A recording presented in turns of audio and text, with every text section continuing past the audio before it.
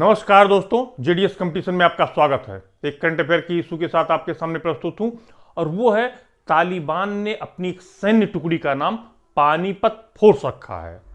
अफगानिस्तान में एक जगह एक प्रांत है, तालिबान एक प्रांत है जिसका नाम नगरहार प्रांत, और उस प्रांत में एक सैन्य टुकड़ी का नाम इन्होंने पानीपत फोर्स रख दिया। अब हम भी जानते हैं, आप भी जानते हैं, पानीपत तो अफगानिस्तान में है नहीं भाई, पानीपत तो इंडिया में है, तो क्यों उसने पानीपत फोर्स का नाम रखा?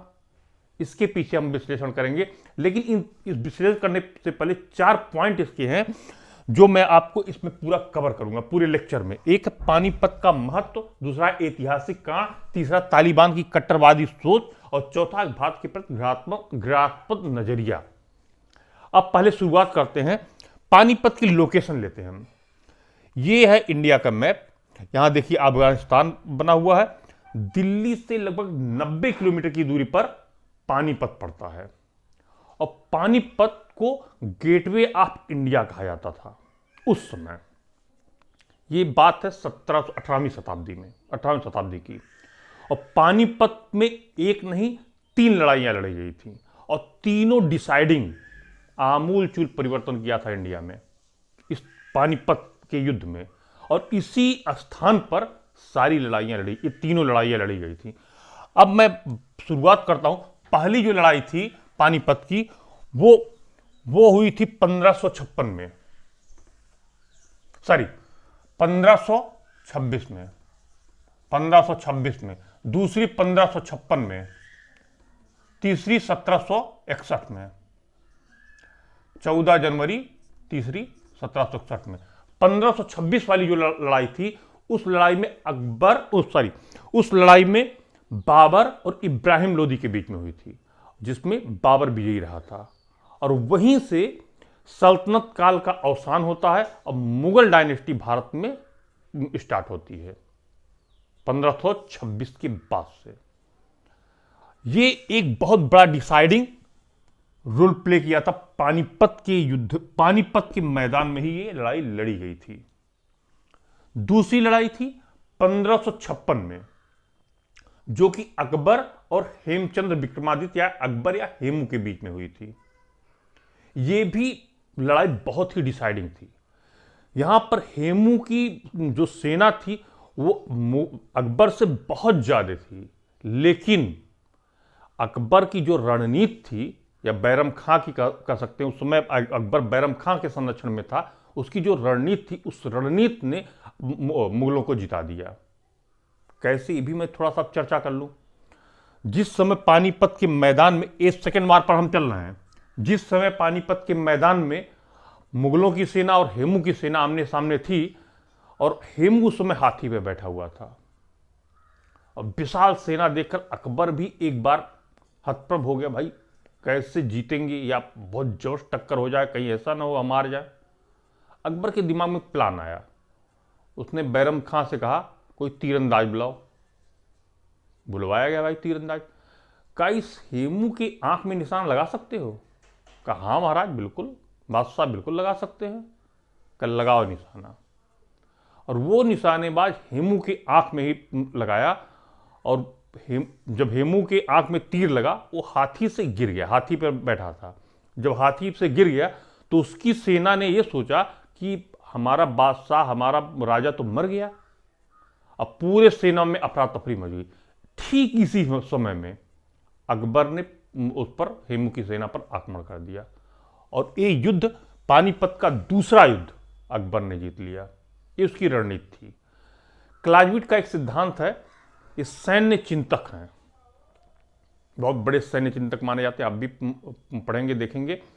क्लाइविट ने कहा था कि जब भी शत्रु पर हमला करना हो तो 2 तरीकों से हमला किया था। पहले तो उसके सेंटर में ही आप अटैक कर दें, पहला, और दूसरा उसके पेरीफेरी में, यानी परिधि क्षेत्र में हमला करें। तो सेंटर में जब आप हमला करते हैं, तब आपके पास सेना बहुत ज्यादा, बहुत ताकतवर हो, और शत्रु की सेना आपके मुकाबले कमजोर हो, तब आप सेंटर में हमला कर सकते हैं, तभी आप जीत पाएंगे। बहुत ही रिस्की है ये। यहां पर सेकेंड वार में अकबर और हेमू के बीच में अकबर ने क्लाइविट के सिद्धांत का ही पालन किया था और सेम घटना यही चंद्रगुप्त मौर्य और घनानंद के बीच में भी हुई थी। चंद्रगुप्त मौर्य छोटी सेना थी, इनके पास कुछ था ही नहीं, इन्होंने सीधे पटना पे आक्रमण कर दिया था। घनानंद की सेना मारपीट के इनको भगा दी थी। बाद में जब इन्होंने प्लान्ड वे में काम किया तो चाणक्य ने इनको समझा नहीं, पेरिफेरियल अटैक किया जाए तब हम जीत पाएंगे। तब बाद में जीते थे युद्ध चंद्रगुप्त मौर्य। अब आते हैं तीसरे युद्ध पर, जो मेन आधार बना पानीपत फोर्स का। तीसरा युद्ध होता है 14 जनवरी 1761। लेकिन यह पानीपत का तृतीय युद्ध कोई एक दिन में नहीं लड़ा गया था, जैसा कि कुछ लोगों ने कहा कि एक दिन में हो पूरा डिसाइड हो गया था। ऐसा नहीं था। इसके पहले जनवरी 1761 से पहले सितंबर अक्टूबर में एक बार कुंजपुरा में मराठों के बीच ये युद्ध हुआ था, जो पानीपत का तृतीय युद्ध हुआ था। अहमद शाह अब्दाली जो कि अफगान का था, अहमद शाह दुरानी भी उसे कहा था, और भारत में मराठों का साम्राज्य यहां पर था, इनके बीच में ही हुआ था। अहमद शाह अब्दाली की पूरी सेना यहां पर थी, सितंबर अक्टूबर में हमला करने के लिए आई थी, और मेन उनका उद्देश्य था भारत में लूटमार करना ही। और जब यहां पे शुरुआत में सितंबर अक्टूबर में आई थी तो मराठों ने उनको पराजित कर दिया था और इनके 15,000 सैनिकों को मार डाला था। यह सितंबर अक्टूबर की बात है। उसके जस्ट बाद में अहमद शाह अब्दाली की पूरी 1 लाख की सेना लेकर पहुंचा था यहां पर पानीपत। अब मराठा भी पहुंच गए। अब भारत में क्या था उस समय कि भीतरघात जो थोड़ा वैमनस्यता बहुत ज्यादा थी। भारत के कुछ राजा जैसे रुहेले, अवध के नवाब, ये सब बिल्कुल नहीं चाहते थे कि इस युद्ध में मराठा जीते। क्यों? इस्लाम के नाम पर। अहमद शाह अब्दाली अफगानिस्तान का इस्लाम का अनुयायी था और वो इधर हमला किया, तो ये बिल्कुल नहीं चाहते थे मराठा जीते, इस्लाम के सपोर्ट में गए। उन्होंने अहमद शाह अब्दाली को रसद आपूर्ति दी। ये हमेशा आप देखते हैं कि कहीं ना कहीं ऐसा देश, कोई भी देश दुनिया में, अगर उसके अंदर कुछ विश्वासघाती लोग हैं तो उसको अंदर से खोखला कर देते हैं। भारत के साथ भी यही हुआ।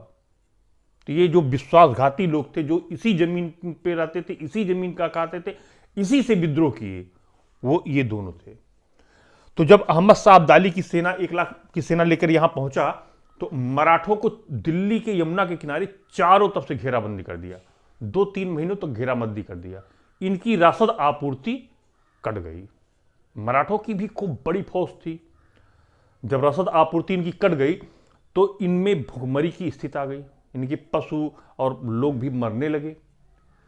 तो उस समय जो मराठों की सेना का नेतृत्व कर रहा था उसका नाम था सदाशिवराव भाऊ।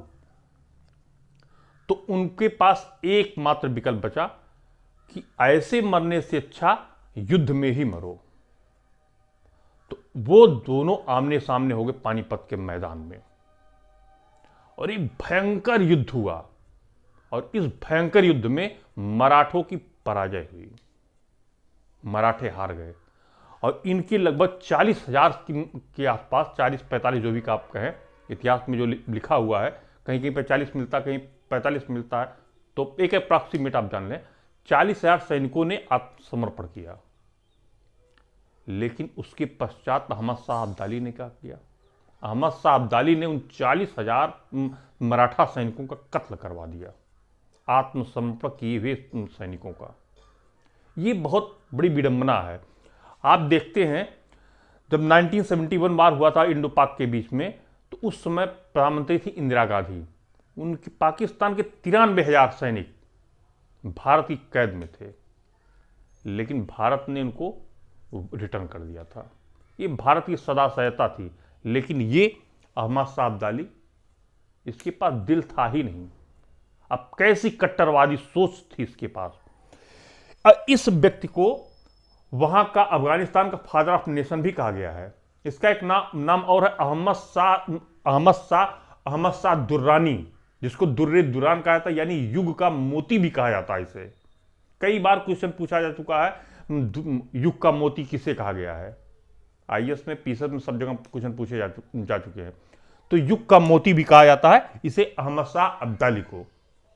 और जब यहां पर मराठों की पराजय हुई, इसी के बाद में भारत का इतिहास एक बार फिर बदला।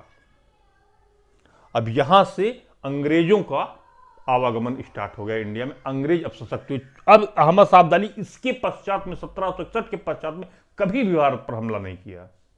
उसके पश्चात अंग्रेज भारत में स्थापित हो गए। इस युद्ध में इतिहासकार लिखते हैं कि महाराष्ट्र का यानी मराठों का कोई भी एक परिवार ऐसा नहीं था जिसने अपने आप को खोया ना हो। ये इस युद्ध की विभीषिका को बतलाता है।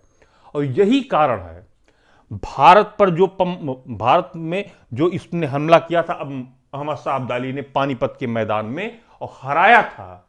और इसी कारण से अब इसने तालिबान ने अपने सैन्य टुकड़ी का नाम पानीपत फोर्स रखा था। भारत को याद दिलाना चाहता था कि हम तुम्हारे ऊपर हमला किए हैं और तुमको विजित किए हैं।